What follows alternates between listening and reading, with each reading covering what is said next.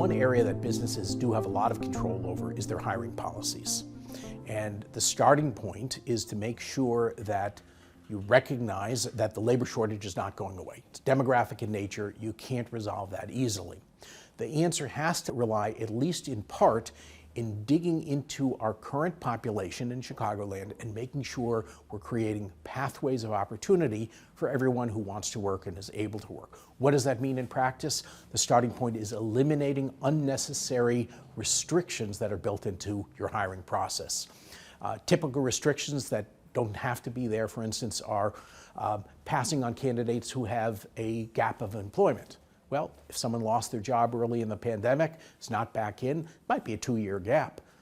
You don't want to miss out on that potential talent if you're automatically excluding. Other exclusions are things like people with criminal records, might be automatic exclusions. Sometimes these are appropriate, but sometimes it might be a 20-year-old record for someone who's rebuilt their life over the last 10 years. That's just another employee. Don't overlook that kind of talent pool. One of the most common restrictions have to do with credentialing requirements. Do you really need a bachelor's degree for this job? For instance, Delta Airlines recently dropped their longstanding requirement that their pilots have bachelor degrees. Now they just need people who know how to fly. And as a passenger, that's all I care about too. But there are all sorts of other restrictions, advanced degrees, trade credentials or industry credentials that may not actually be necessary, and even restrictions like drug testing that have become very widespread. In some cases, those are appropriate and align with workplace safety issues.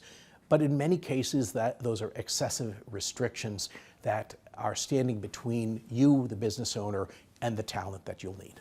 It's very important that businesses, in reviewing their talent restrictions, look at this not as lowering their standards. It's not about that. It's seeking out talent where you've overlooked it in the past.